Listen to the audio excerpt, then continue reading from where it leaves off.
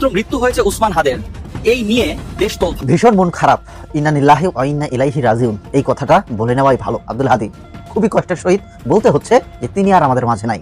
আমরা যখন অপারেশন করার জন্য প্ল্যান করতেছি তখন ওনার ভাই, যিনি উনি বুলেট প্রুফ ওনার সাথে ছিলেন, উনি কিন্তু বলছিলেন যে বেঁচে নাই, তারপর আপনারা করেন। বেশ কিছু তথ্য উপাত্ত ছবি আমাদের সংগ্রহে এসেছে, সেগুলো বিশ্লেষণ করে দেখা যাচ্ছে কিভাবে পুলিশ আসামি শনাক্ত করতে সমর্থ হলো। সেই তথ্য প্রমাণ ছবিগুলো আপনাদের সঙ্গে শেয়ার করবো এবং বোঝার চেষ্টা করব যে এই আসামি কারা। যে হাদি গুলিবিদ্ধ ঘাতক মির্জা আব্বাস না আসিফ, আসলে দুই দিকে হাদির গ্রুপের লোকজন বলতেছে মির্জা আব্বাস, কিন্তু আমার মনে হয় আপনারা যদি একটু চিন্তা করে দেখেন তাহলে আসিফ মাহমুদ সজীব ভুঁইয়া নয় কেন। কারণ হাদি মরলে লাভ কার? হাদি মরলে লাভ হচ্ছে দুইজনের, সাদিক কাইয়ুম ঢাকা ইউনিভার্সিটি, আসিফ মাহমুদ সজীব, দুইজনের 2 আসন কনফার্ম। কিন্তু এই হাদি প্রসঙ্গে কিন্তু মির্জা আব্বাস কোনো কথা বলেন নাই। তাহলে হাদির সমর্থকেরা বিএনপিকে কেন টার্গেট করলো? দেখেন, বিএনপি যে নানাভাবে রাজনৈতিকভাবে কোণঠাসা হয়ে পড়ছে, এই ওসমান হাদির ঘটনাটিও তাদেরকে নতুন করে আরো কোণঠাসা করবে। আজ সারা দেশে ভয়াবহ অনেক কিছু ঘটতে পারে। এতক্ষণ শুনছেন শিরোনাম, এবার বিস্তারিত।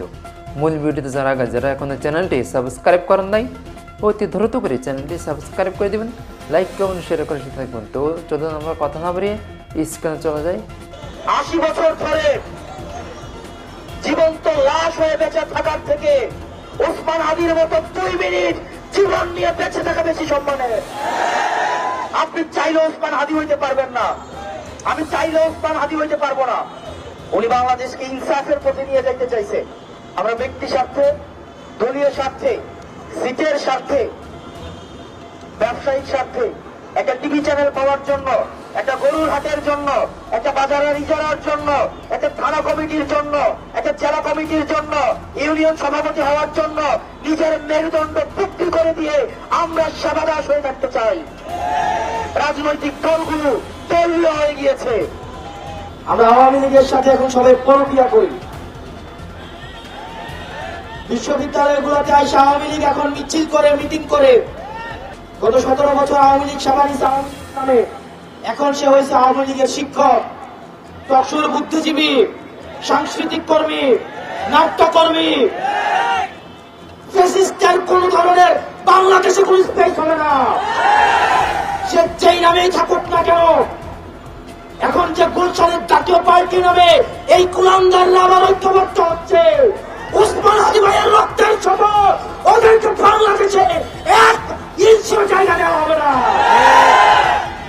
আমার ভাই ওসমান হাদির রক্তের শপথ, এই বাংলাদেশে দিল্লির এক্সটেনশন, ইন্ডিয়ার আধিপত্য এই বাংলাদেশে কোন ফর্মে, কোন ব্যক্তির মাধ্যমে, কোন ইনস্টিটিউশনের মাধ্যমে, তকসীজীবীর মাধ্যমে, পেশাজীবীর মাধ্যমে এই বাংলাদেশে কোনদিনও আর ঢুকবে না। ঢালাইয়ের দৃঢ়তা, নির্মাণের নিশ্চয়তা, প্রিমিয়ার সিমেন্ট, ঢালাইয়ের রাজা। আপনাদের ঐক্যবদ্ধ থাকতে হবে। আপনি নানা মতের হইতে পারেন, নানা পথের হইতে পারেন, আপনি ডানপন্থী, বামপন্থী, মধ্যপন্থী, আপনি যেই পন্থী হন না কেন, আমাদের একটা জায়গায় আমাদের এক হইতে হবে। আমরা এইখানে যারা আছি, আমরা হচ্ছে বাংলাদেশ পন্থী। আল্লাহর দোহাই লাগে আপনাদের কাছে, আপনারা যারা রাজনৈতিক দলগুলো আছে, আপনাদের ছোট ছোট ব্যক্তি শব্দের উঠে উঠে এই ছোট ছোট বিষয়ে বাহাস না করে, এই প্রজন্মের দিকে তাকায়া, ওসমান হাদির প্রজন্মের দিকে তাকায়া আপনারা ব্যক্তি স্বার্থের ঊর্ধ্বে উঠে, দলীয় স্বার্থের ঊর্ধ্বে উঠে আমরা আপনারা বাংলাদেশটাকে ধারণ করেন। কারা কারা ইন্ডিয়ার সেটেলমেন্টে এসে ক্ষমতায় যাইতে চায়, কারা কারা আমেরিকাকে মেনটেন করে, চীনকে মেনটেন করে। বাংলাদেশের ক্ষমতা নির্ধারিত হবে বাংলাদেশ থেকে, সীমান্তের বাইরে থেকে বাংলাদেশের ক্ষমতা নির্ধারিত হবে না, হইতে দেওয়া হবে না। আওয়ামী লীগ এবং ইন্ডিয়ার প্রশ্নে আমাদের একটা সেটেলমেন্টে আসতে হবে। আপনি তরে তরে পড়াশোনা করবেন, রাতের অন্ধকারে ব্যবসা করবেন। আওয়ামী লীগের সাথে কার কার ব্যবসা ছিল আগে আমরা জানি না, কিন্তু ভোটের যত ভোটার আসতেছে আমরা তার সাথে আন্তরিকতা করতেছি। আসন্ন ত্রয়োদশ জাতীয় সংসদ নির্বাচনে সার্বিক নিরাপত্তা প্রস্তুতি, জুলাই যোদ্ধা ওসমান হাদি সহ জুলাইয়ের সংখ্যারি যোদ্ধাদের জন্য বিশেষ নিরাপত্তা ব্যবস্থা গ্রহণ এবং লুট হওয়া অবৈধ অস্ত্র উদ্ধারের বিষয়টি বিশেষভাবে আলোচনা করা হয়েছে। স্বরাষ্ট্র মন্ত্রণালয় সহ বর্তমান অন্তর্বর্তী সরকার জুলাই গণ অভ্যুত্থানে সম্মুখ সারির যোদ্ধা ওসমান হাদির উপর হামলার ঘটনায় গভীর দুঃখ প্রকাশ করেছে। এই বিষয়টিকে সরকার সর্বোচ্চ গুরুত্ব দিয়ে দেখছে। অনতিবিলম্বে এই ঘটনার সঙ্গে জড়িতদের গ্রেপ্তারের জন্য আইন শৃঙ্খলা বাহিনীকে নির্দেশ দেওয়া হয়েছে। আশা করছি অতি দ্রুত সময়ের মধ্যে আমরা দুষ্কৃতিকারীদের গ্রেপ্তার করে আইনের আওতায় নিয়ে আসতে পারব। এই হামলায় জড়িত কাউকে কোনো প্রকার ছাড় দেওয়া হবে না। এই বিষয়ে আমরা জনগণকে সার্বিক সহযোগিতা পাব বলে দৃঢ় বিশ্বাস করি। ওসমান হাদির উপর আক্রমণের ঘটনা আসন্ন জাতীয় সংসদ নির্বাচনকে বাধাগ্রস্ত করার অপ্রকাশ বলে আমরা মনে করি। জাতীয় সংসদ নির্বাচনকে বাধাগ্রস্ত বা বানচাল করার যে কোনো ধরনের অপচেষ্টা অন্তর্বর্তী সরকার কঠোর হস্তে দমন করে। বর্তমানে অন্তর্বর্তী সরকার জুলাই গণঅভ্যুত্থানে সম্মুখসারী যোদ্ধাদের নিরাপত্তা নিশ্চিতে বদ্ধপরিকর। সরকারের পক্ষ থেকে তাদের জন্য বিশেষ নিরাপত্তা ব্যবস্থা গ্রহণ করা হয়েছে।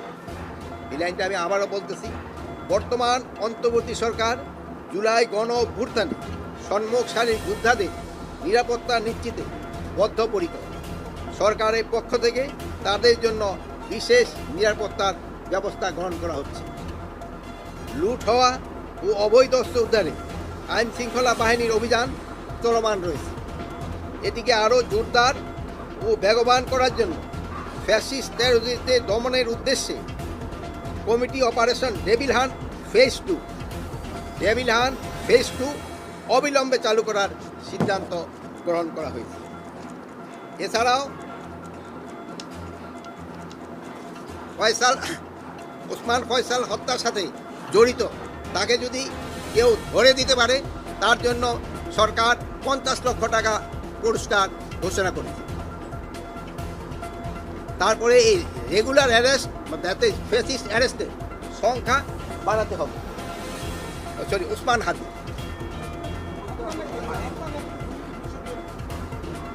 ওসমান হাদি গুলিবিদ্ধর সাথে যারা জড়িত তাদের ধরে দিতে পারলে 50 লক্ষ টাকা দিয়েছে। আপনারা সবাই ওসমান হাদির জন্য দোয়া করবেন। উনি ক্রিটিক্যাল কন্ডিশন অবস্থায় আছে। আমাদের সবার দোয়ায় আল্লাহ দিলে উনি আবার আমাদের মাঝে ফিরে আসতে পারবেন। এই জন্য আপনারা সবাই দোয়া করবেন। আপনারা যে কোনো ধর্মের হন না কেন তার জন্য আপনারা সবসময় দোয়া করবেন। আরেকটা হলো হাতিয়ার ইস্যুর ক্ষেত্রে এতদিন শুধু সরকারি কর্মচারীদেরই হাতিয়ার দেওয়া হতো। এখন যারা ইলেকশনে পার্টিসিপেট করবে এখন তারাও যদি হাতিয়ার চায় তাদেরও হাতিয়ার আমরা লাইসেন্স তাদের আমরা দিই এবং ওই যারা ইলেকশনে পার্টিসিপেট করে তাদের যদি হাতিয়ার আমাদের কাছে জমা থাকে ওইগুলো আমরা তাদের ফেরত দিব। আর সবচেয়ে বেশি হলো আপনারা ওসমান হাদির জন্য ব্যক্তিগত আগ্রহ আছে আর আপনারা সবাই, আমি আবার বলবো, আপনারা ওসমান হাদির জন্য সবাই দোয়া করবেন। খাস দিলে আপনারা দোয়া করবেন।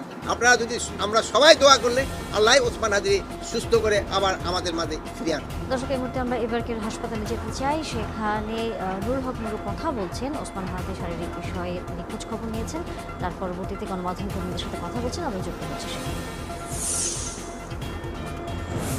বিশেষ করে হাদির ঘটনার সময় আমি দেখেছিলাম আমাদের দুজন, আমি সিসিটিভির ফুটেজ দেখেছিলাম দূর থেকে বোধহয় আমাদের দুজন পুলিশ সদস্যের ভাইরা গুলির শব্দ শুনে ছুটে গিয়েছিলেন, কিন্তু বেশি দূর তারা আগান নাই। আমি দেখেছি, আপনার সিসিটিভির ফুটেজ তো দেখেছেন, তাদের হাতে তো বন্দুক আছে। এই ধরনের ঘটনা ঘটলে তো তাদের দ্রুত আপনার যাওয়া উচিত যে কোথায় কি হচ্ছে। তো কাজে আইন শৃঙ্খলা বাহিনীর দায়িত্বে যারা আছেন তাদেরকে অবশ্যই সরকার সেইভাবে দিক নির্দেশনা দিবেন যেন তারা যে কোনো পরিস্থিতিতে একটা কঠোর ভূমিকা পালন করতে পারে, দায়িত্বশীল ভূমিকা পালন করতে পারে। এবং এই হাদির ঘটনাকে কেন্দ্র করে এই ঘটনায় আমি মনে করি এটা কোনো বিচ্ছিন্ন ঘটনা নয়, কোনো শুধুমাত্র একটি সন্ত্রাসী ঘটনা নয়, এর সাথে অনেক চক্র জড়িত থাকতে পারে। এর পেছনে কারা জড়িত সেই ঘটনার আদ্যপ্রান্ত খুঁজে বের করতে হবে এবং পরবর্তীতে যেন এই ঘটনা না ঘটে সেই জন্য আমি মনে করি যে আগামীকালকে থেকেই অন্তত কিংবা সরকার সিদ্ধান্ত নিয়ে একটা যৌথ বাহিনীর সাঁড়াশি অভিযান পরিচালনার মাধ্যমে জনমনে কিছুটা স্বস্তি ফিরিয়ে আনবে এবং সরকার যে তফসিল ঘোষণা করেছে প্রার্থী সমর্থকদের নিরাপত্তার বিষয়টি সরকার আমলে নেবে। আমি আপনাদের সকলকে ধন্যবাদ জানিয়ে দেশবাসীর কাছে দোয়া আছে। আমার সংক্ষিপ্ত প্রতিক্রিয়া শেষ করছি।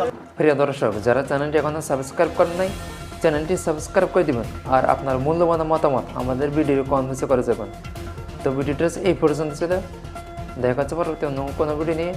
সেই পর্যন্ত সকালে ভালো থাকবেন, সুস্থ থাকবেন এই কামনা করছি। আসসালামু আলাইকুম ওয়া রাহমাতুল্লাহি তাআলা ওয়া বারাকাতুহু।